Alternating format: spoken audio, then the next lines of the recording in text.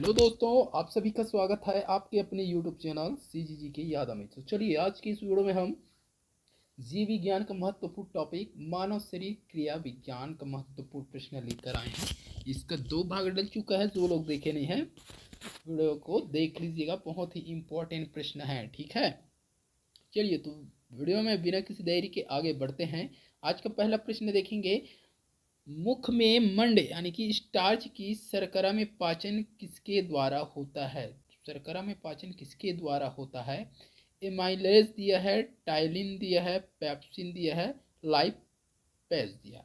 जिसको पता रहेगा कमेंट करके आंसर बताइएगा। चलिए बता दीजिए, आज का पहला प्रश्न है, इंपॉर्टेंट प्रश्न है, जल्दी से बताइएगा क्या होगा सही आंसर। मुख में मंड का शर्करा में पाचन किसके द्वारा होता है? इंपॉर्टेंट प्रश्न है, जल्दी से आंसर बताइएगा। इस प्रश्न के लिए सही आंसर जिसको भी पता है जल्दी से बता दीजिए।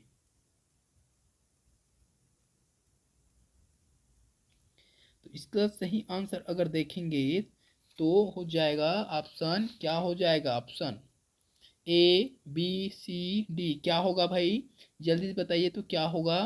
तो इस प्रश्न के लिए सही आंसर देखेंगे तो ऑप्शन बी हो जाएगा, टाइलिन हो जाएगा। दोस्तों याद रखिएगा, टाइलिन हो जाएगा। ठीक है, चलिए तो टाइलिन के बारे में थोड़ा सा देखेंगे। तो टाइलिन क्या है? एक एंजाइम है। ठीक है, ये लार ग्रंथियों के द्वारा क्या होता है? स्त्रावित होता है। यह स्टार्च को माल्टोज और डेक्सट्रिन में बदलता है। इस चीज़ को याद रख रहे हैं। भोजन को नरम और नम बनाता है, जिससे पाचन क्रिया शुरू हो जाती है। ठीक है, तो टाइलिन का क्या है भाई? भोजन को नरम बनाता है और नम बनाता है, जिससे पाचन क्रिया शुरू हो जाती है। टाइलिन एंजाइम को अल्फा एमाइलेज एंजाइम भी कहा जाता है। तो याद रखिएगा, अल्फा एमाइलेज एंजाइम किसको कहा जाता है या किसका दूसरा नाम है? तो टाइलिन एंजाइम का ही नाम है अल्फा एमाइलेज एंजाइम। ये एमाइलेज दिया है वो अलग है ना, एमाइलेज ये अलग है, अल्फा एमाइलेज हो जाएगा ये। ठीक है, टाइलिन अगर दे तो अल्फा एमाइलेज हो जाएगा, एमाइलेज नहीं हो जाएगा। ठीक है, अल्फा एमाइलेज हो जाएगा, इतना आपको याद रखना है। चलिए तो इसका थोड़ा सा और चीज़ क्या देख लेते हैं। तो पेट का अम्लीय वातावरण टाइलिन को निष्क्रिय कर देता है। तो टाइलिन को निष्क्रिय कौन करता है? तो पेट का जो अम्लीय वातावरण जो होता है वो टाइलिन को निष्क्रिय कर देता है। ठीक है, इसको भी आपको याद रखना है। चलिए नेक्स्ट क्वेश्चन देखेंगे। नेक्स्ट क्वेश्चन में क्या दिया है दोस्तों? पाचन तंत्र का हिस्सा नहीं है। तो पाचन तंत्र का हिस्सा कौन सा नहीं है? इनमें से आपको कमेंट करके बताना है, ए बी सी डी। क्या पाचन का हिस्सा नहीं है पूछा गया है। यकृत दिया है, पित्ताशय, कार्निया, आंत। आप सब देखते ही सभी को समझ में आ जाना चाहिए। ठीक है, चलिए पाचन का हिस्सा नहीं है यकृत, पित्ताशय, कार्निया, आंत। जल्दी से बताइए, सभी का कमेंट बॉक्स में आंसर आना चाहिए। क्या हो जाएगा जल्दी से बता दीजिए भाई।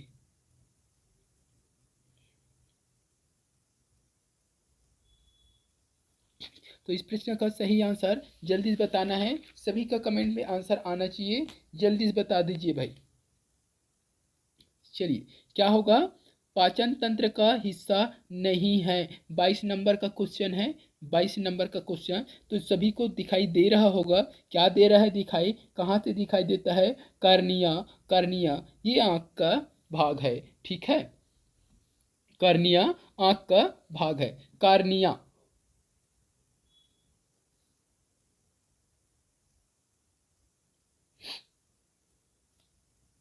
ठीक है, तो आँख की सबसे बाहरी पारदर्शी परत होती है कार्निया। क्या है? तो आँख की सबसे बाहरी पारदर्शी परत है। यह आँख के सामने होती है और आइसरीन पुतली और पूर्ववर्ती कक्ष को कवर करती है। कार्निया के बारे में कुछ महत्वपूर्ण बातें क्या देख लेंगे? तो यह आँख की विंडशील्ड की तरह काम करता है, विंडशील्ड की तरह। ठीक है, इस चीज़ को आपको याद रखना है। आँख का सुरक्षा कवच किसको कहा जाता है? ये भी पूछा जाता है। आँख का सुरक्षा कवच किसको कहा जाता है? तो कार्निया को ही कहा जाता है आँख का सुरक्षा कवच। ठीक है, इसको भी आपको याद रखना है भाई। चलिए नेक्स्ट क्वेश्चन देखेंगे। नेक्स्ट क्वेश्चन क्या है? नेक्स्ट क्वेश्चन है, मानव शरीर में उस एंजाइम का नाम बताइए। तो मानव शरीर में उस एंजाइम का नाम बताना है जो क्या करता है भाई? कार्बोहाइड्रेट को तोड़ने में मदद करता है, तोड़ने में क्या करता है? मदद करता है। तो वह एंजाइम कौन सा है जो कार्बोहाइड्रेट को तोड़ने में मदद करता है, ये आपको बताना है। चलिए बताइए क्या होगा सही आंसर। मानव शरीर में उस एंजाइम का नाम बताइए जो कार्बोहाइड्रेट को तोड़ने में मदद करता है। जल्दी से बताइए क्या होगा सही आंसर, क्या होगा सही आंसर बताइएगा। हाँ बताइए क्या होगा सही आंसर। मानव शरीर में उस एंजाइम का नाम बताइए जो कार्बोहाइड्रेट को तोड़ने में मदद करता है। प्रोटीएज दिया है, लाइपेज, पेप्टिडेज, एमाइलेज। जल्दी से बताइए क्या होगा।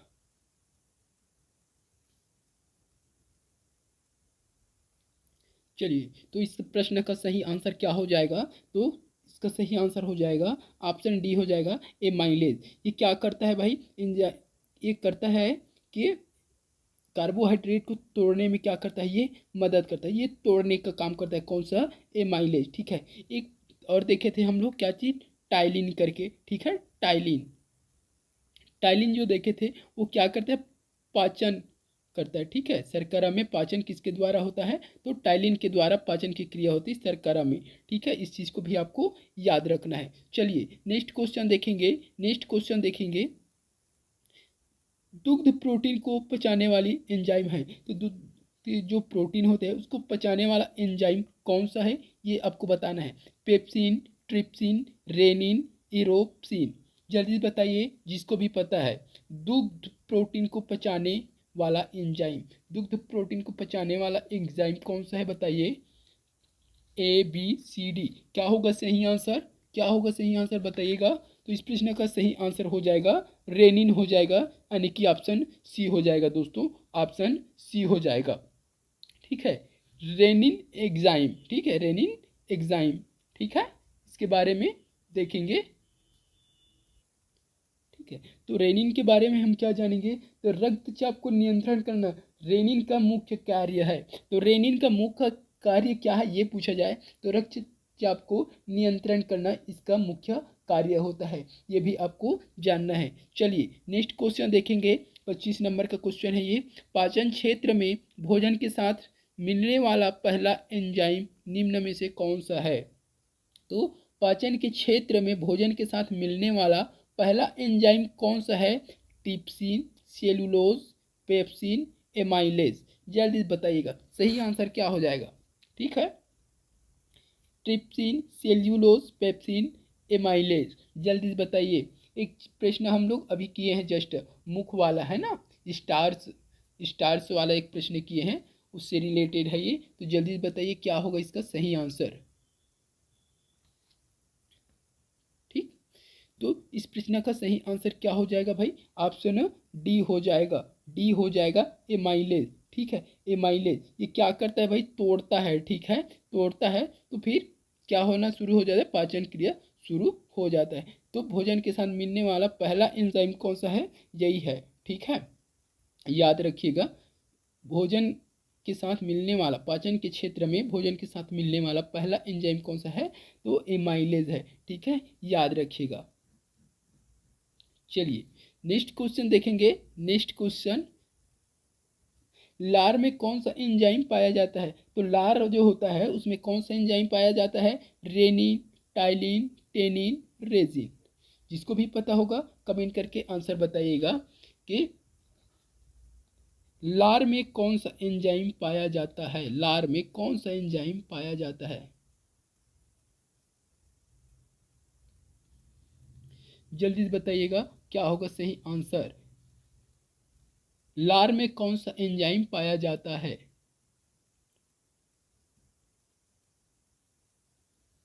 तो इस प्रश्न का सही आंसर क्या होगा, तो टाइलिन हो जाएगा, ऑप्शन ऑप्शन बी हो जाएगा दोस्तों, टाइलिन। लार में कौन सा एंजाइम पाया जाता है, तो टाइलिन नामक एंजाइम पाया जाता है। इसे पत्यालिन भी कहते हैं, याद रखिएगा, पत्यालिन भी कहते हैं। यह स्टार्च को क्या करता है, शर्करा में तोड़ देता है। ठीक है, तो ये पहला वाले जो प्रश्न था उसी में देखे हैं टाइलिन है ना, ये मुख में जो स्टार्च होता है उसे शर्करा में क्या कर देता है, तोड़ देता है। इससे भोजन का पाचन मुंह से ही शुरू हो जाता है, तो इसको आपको याद रखना है। ठीक है, चलिए नेक्स्ट क्वेश्चन देखेंगे, नेक्स्ट क्वेश्चन क्या दिया है, पेट में भोजन को पचाने के लिए निम्नांकित में से किसकी खास आवश्यकता होती है। तो पेट में भोजन को पचाने के लिए किस चीज़ की खास आवश्यकता होती है, ये चीज़ पूछा है। हवा की होती है, पानी की, एंजाइम की, खनिज की। जल्दी से बताइए भाई, मुख्य रूप से किसकी आवश्यकता होती है खास तौर पर। ABCD किसकी आवश्यकता होती है। तो पेट में भोजन को पचाने के लिए किसकी आवश्यकता होती है। तो मुख्य रूप से अगर देखा जाए तो एंजाइम की आवश्यकता होती है। ठीक है, एंजाइम की सिरप लिखते, भोजन पच नहीं रहा है, अपच हो गया, तो एंजाइम का सिरप लिखते हैं डॉक्टर लोग। ठीक है, तो इस चीज़ को याद रखना, एंजाइम की आवश्यकता होती है। खास आवश्यकता किसकी है, तो एंजाइम की आवश्यकता है। चलिए नेक्स्ट क्वेश्चन देखेंगे। नेक्स्ट क्वेश्चन में क्या दिया है, लार किसके पाचन में सहायक होती है। तो लार किसके पाचन में सहायक होती है भाई, प्रोटीन, स्टार्च, फाइबर, वसा। किसको पचाता है लार, जल्दी बताइए किसको पचाता है भाई लार। प्रोटीन, स्टार्च, फाइबर, वसा। तो इस प्रश्न का सही आंसर क्या हो जाएगा, ऑप्शन बी हो जाएगा, स्टार्च हो जाएगा दोस्तों, स्टार्च। ठीक है, चलिए नेक्स्ट क्वेश्चन क्या है। नेक्स्ट क्वेश्चन में दिया है, मनुष्य की मुख गुहा में निम्नलिखित में से किसका पाचन प्रारंभ होता है। तो मनुष्य की जो मुख गुहा होता है उसमें निम्न में से किसका पाचन प्रारंभ हो जाता है, इनमें से ये चीज़ पूछा गया है। प्रोटीन, वसा, कार्बोहाइड्रेट, इनमें से कोई नहीं। क्या होगा सही आंसर बताइएगा। 29 नंबर का क्वेश्चन है, इसका सही आंसर जिसको पता है कमेंट करके बताइएगा। ठीक है, 29 नंबर का क्या हो जाएगा भाई। मनुष्य की मुख गुहा में निम्नलिखित में से किसका पाचन प्रारंभ होता है, किसका पाचन प्रारंभ होता है भाई, जल्दी बता दीजिए क्या होगा सही आंसर।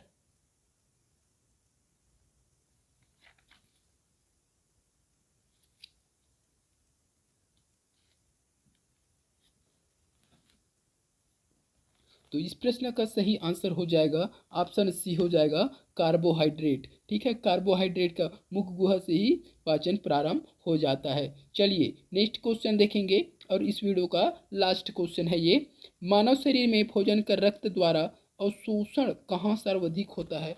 तो मानव शरीर में भोजन का रक्त द्वारा अवशोषण कहाँ पर अधिक होता है, यकृत, अमाशय, छोटी आंत, बड़ी आंत। जिसको पता है कमेंट करके आंसर बताइएगा।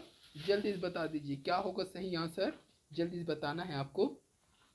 प्रश्न क्या है, मानव शरीर में भोजन का रक्त द्वारा अवशोषण कहाँ सर्वाधिक होता है बोला गया है, सर्वाधिक कहाँ पर होता है ये चीज़ आपसे पूछा गया है, आपको बताना है। जल्दी से बता दीजिए क्या होगा सही आंसर। इस वीडियो का लास्ट क्वेश्चन है ये।